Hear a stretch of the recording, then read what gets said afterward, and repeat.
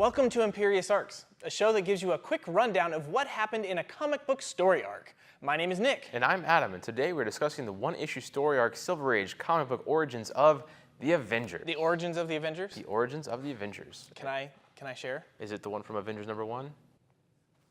It's from the Avengers I know. You tell us what us what you know. Okay. Okay.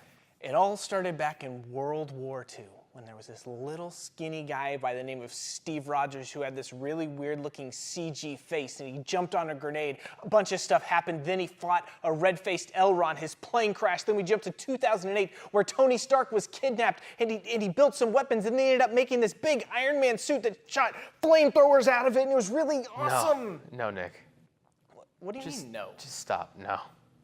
Am I wrong? You know, all of my comic book knowledge started in 2008. That is 7 years of knowledge, my friend. Dude, there are so many years of comic book knowledge before that, and we have to get you caught up on all of it. I mean, the Marvel movies were awesome, but there's a ton of stuff before that.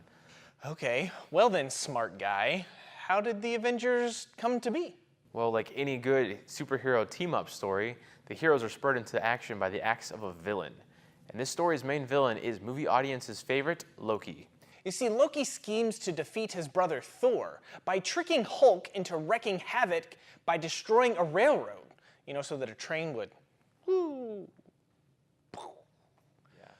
hoping this would put the two at odds and that the Hulk would then smash Thor, and then Loki could go off and do his Loki thing.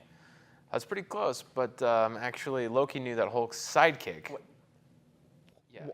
Why does Hulk need a sidekick? Well, Hulk doesn't need a sidekick, but he happens to have one in the 1960s. Okay. His sidekick's name is Rick Jones. He's the reason why Bruce Banner even became the Hulk. He's that kid that Bruce went out there to save. He was hanging out in the convertible, playing his harmonica. You remember that? Because that's what you do for fun in the 1960s? You're some kind of rebel. Anyway, so Rick and him are friends, and he tries to bail him out of some binds. This one, he tries to send a distress signal over to the Fantastic Four, at which point, if we use Stan Lee logic,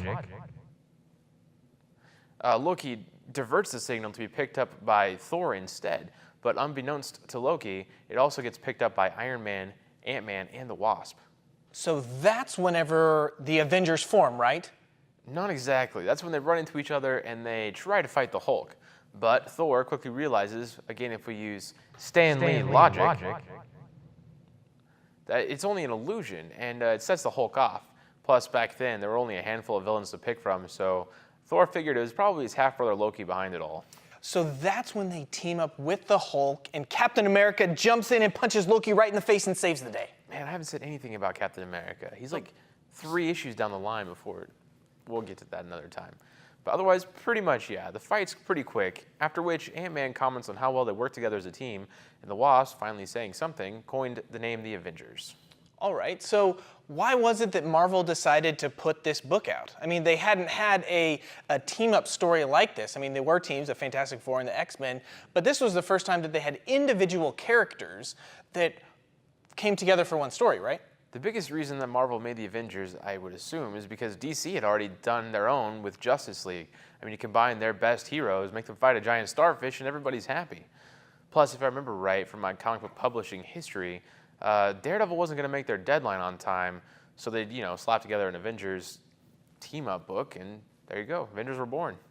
Man, this is wildly different from the movies. There's no Captain America, and Wasp and Ant-Man, who the general movie-going audience really doesn't have any clue who they are right now before the Ant-Man movie comes out, and they're integral foundation part of the Avengers. True, but as much as I love the Pym particle size-changing heroes... Hey, can you say that 3 times fast? I can try.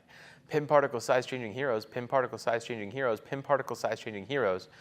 You can't argue with the success that is the Marvel Cinematic Universe. Here at Imperius Arcs, we want to give audience members a place to jump into comics.